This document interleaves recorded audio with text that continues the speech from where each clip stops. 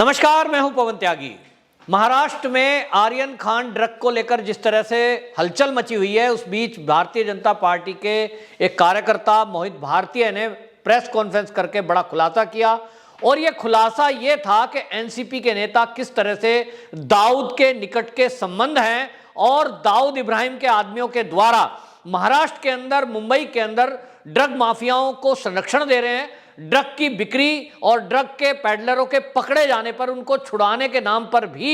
वो दलाली कर रहे हैं। और दूसरी तरफ जिस तरह से ईमानदार अफसर यदि कोई कार्रवाई करता है, कोई संस्था ड्रग माफियाओं के खिलाफ कोई कार्रवाई करती है, तब उन संस्थाओं और उन अधिकारियों को ब्लैकमेल करने का काम भी एनसीपी के लीडर कर रहे हैं। ये आरोप सीधा सीधा मोहित भारतीय ने लगाया और प्रेस कॉन्फ्रेंस में बाकायदा इसके सबूत भी दिखाए कि जो एनसीपी है,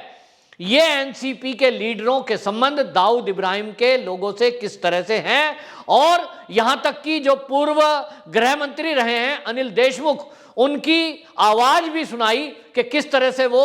दाऊद इब्राहिम के जो चिंकू पठान है, जो कि इस समय जेल में बंद है, ड्रग पेडलर है, उससे बात कर रहे हैं। और ये सौदा हो रहा है कि हमको यहाँ महाराष्ट्र के अंदर ड्रग की सप्लाई करने दो, ड्रग का व्यापार करने दो, इसके बदले में आपको कितने पैसे चाहिए, और ये सौदेबाजी सब हो रही है। यहाँ आपको बताएं, परमवीर सिंह द्वारा जो पूर्व कमिश्नर थे, उन्होंने भी ये आरोप लगाए थे कि यहाँ अवैध धंधा करने वालों से गृह मंत्री अनिल देशमुख ने पुलिस के जरिए 100 करोड़ रुपया हर महीने मंगाने की बात की। तो इसको यहाँ तस्दीक कर रहा है मोहित भारतीय का प्रूफ, क्योंकि मोहित भारतीय ने जो सबूत पेश किए, अब इससे पता लग रहा है कि किस तरह से महाराष्ट्र में उद्धव सरकार में बैठे हुए मंत्री और कई सारे नेता केवल इस धंधे में लगे हुए हैं कि यहां अवैध धंधे कैसे चलें, और इससे जो पैसा कमाई हो रही है उसमें खुद भी वो उस पैसे को कमा रहे हैं। बाकायदा इस पैसे से देश विरोधी एक्टिविटी में लगे हुए लोग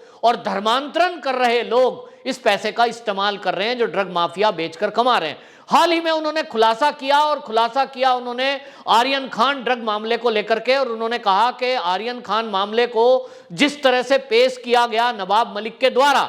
लोग ये समझ रहे थे कि इस मामले में जो गवाह है केपी गोस्वामी, वो बीजेपी का आदमी है, क्योंकि नवाब मलिक ने इसी तरह बताया। तो उन्होंने सिलसिलेवार इसका खुलासा किया और इन्होंने कहा कि आर्यन खान ड्रग मामले की शुरुआत 1 अक्टूबर से होती है, क्योंकि ये 2 अक्टूबर को पार्टी थी और रेड 2 अक्टूबर में हुई। लेकिन इसकी जो स्क्रिप्ट लिखी गई वो 1 तारीख को स्क्रिप्ट लिखी गई, और उन्होंने खुलासा किया कि इस स्क्रिप्ट में एक किरदार है जो एनसीपी के निकट का व्यक्ति है, 20 साल से एनसीपी के फाउंडर मेंबरों में है, और वो है सुनील पाटिल। ये सुनील पाटिल नाम का व्यक्ति केपी गोस्वामी को फोन करता है और फोन करके उसने कहा कि मेरे पास ऐसी जानकारी है कि एक ड्रग पार्टी होने वाली है 2 अक्टूबर को, और उसमें 27 लोग ऐसे शामिल होंगे जो ड्रग कंज्यूम करेंगे, ड्रग के बड़े पैमाने पर वहां बिक्री की जाएगी। तो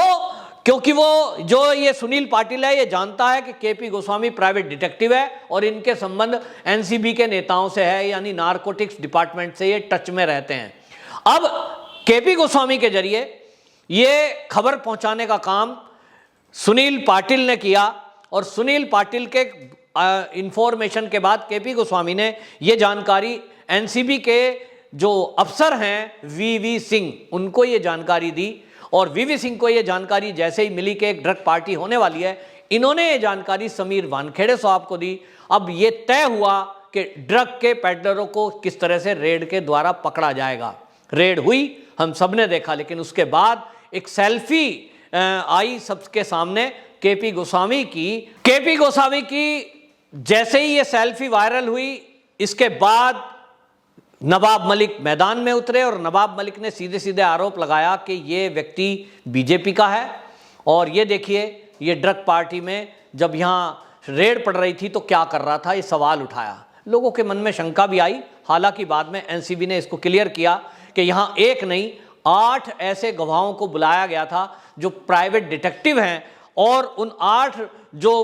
गवाह थे उसमें कुछ लोग सामने फिर आए, जिसमें कि प्रभाकर सैल आया, और प्रभाकर सैल ने आकर के बाकायदा एक एफिडेविट एनसीबी को दिया, और सबके सामने आकर के उसने एफिडेविट देते हुए ये कहा कि ये जो किरण गोस्वामी है, ये किरण गोस्वामी पैसे का सौदा कर रहा था, सैम डिसूजा से लेकर के बातचीत हो रही थी, और जो शाहरुख खान है वो 25 करोड़ रुपए देने को डील हुई, 18 करोड़ में फाइनल हुई, जिसमें समीर वानखेड़े को पैसे देने थे। ये सब आपने सुना होगा।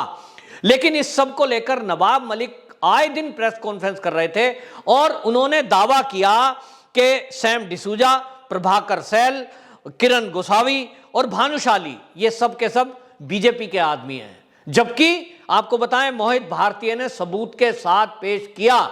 कि ये सब के सब सुनील पाटिल से अटैच हैं। सुनील पाटिल जो कि फाउंडर मेंबर एनसीपी का है, उसी का जो मिलने वाला है, उसी का खास दोस्त है केपी गोस्वामी, और केपी गोस्वामी का प्रभाकर सैल ड्राइवर है, और इसी तरह आपको बताएं भानुशाली है, और सब मिलकर के ये एनसीपी के लीडरों के निकट के व्यक्ति हैं। इन सब ने एक तरफ तो गवाह में शामिल हुए, दूसरी तरफ सेल्फी जो डिक्लेयर की, उसके बाद खुलासा होता है कि ये बहुत बड़ा रैकेट चल रहा है महाराष्ट्र के अंदर, जो इस तरह से ये ड्रग माफियाओं को संरक्षण दे रहा है। अब सवाल ये उठता है कि इस सब में अगर एनसीपी के नेता इस तरह से संरक्षण कर रहे हैं और ड्रग माफियाओं से डील कर रहे हैं, जिस तरह से अनिल देशमुख की वीडियो टेप अब ये मोहित भारती ने लीक की है, इस सब से तो एक बहुत भयंकर खुलासा ये होता है कि ये ड्रग पेडलरों को संरक्षण देने का काम, ड्रग की सप्लाई का काम, और आपको बताएं, आप भारत के अंदर जो ड्रग की सप्लाई है उसका जो बड़ी खेप है वो महाराष्ट्र के अंदर होती है। तो एक सवाल है कि आखिरकार ये जो नेता हैं जो वहां सरकार चला रहे हैं,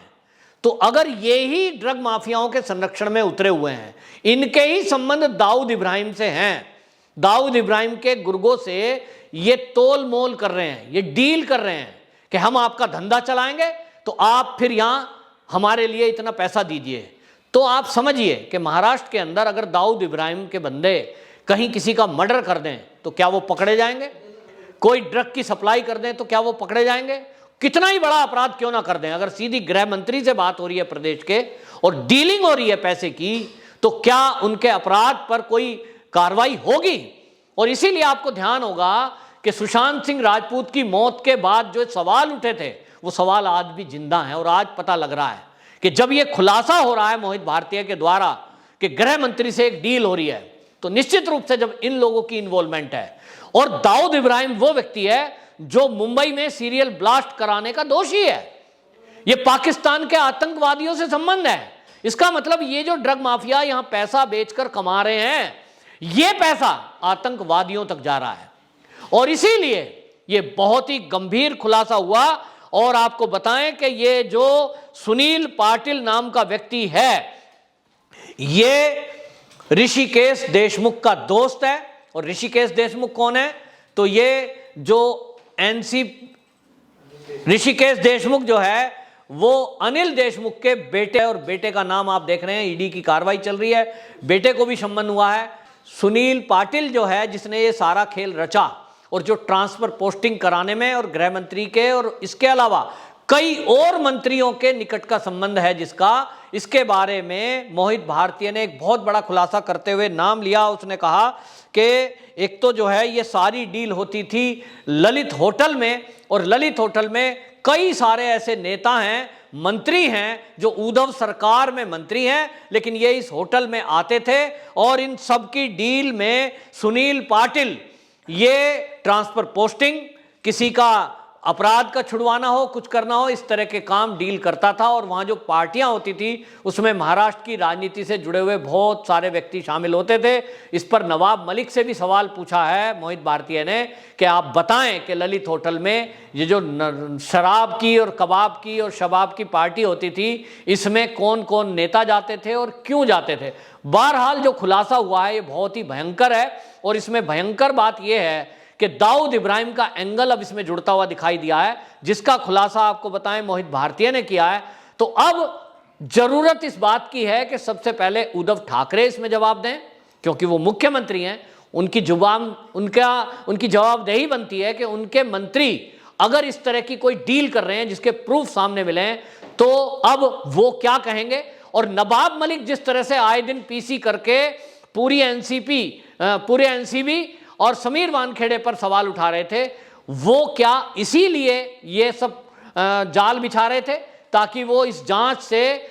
समीर वानखेड़े को हटवा सकें और आर्यन खान को बचाने का काम कर सकें, जिसका आरोप मोहित भारतीय ने लगाया है कि यहां ये डील चल रही थी केपी गोस्वामी के जरिए कि शाहरुख खान के बेटे को मैं छुड़वा दूंगा, मुझे इतने पैसे देना। तो इस पैसे का हिस्सा क्या नवाब मलिक को भी जाना था, यह भी एक जांच का विषय है। तो जो भी जांच एजेंसियां इसमें जांच करें वो इस एंगल से भी जांच करेंगी अब कि क्या इसमें नवाब मलिक भी पैसे में हिस्सेदार था, शाहरुख खान से कोई डील नवाब मलिक की हुई थी, जिसका इशारा मोहित भारतीय ने किया है। निश्चित रूप से नवाब मलिक फंसते हुए दिखाई दे रहे हैं। वंदे मातरम।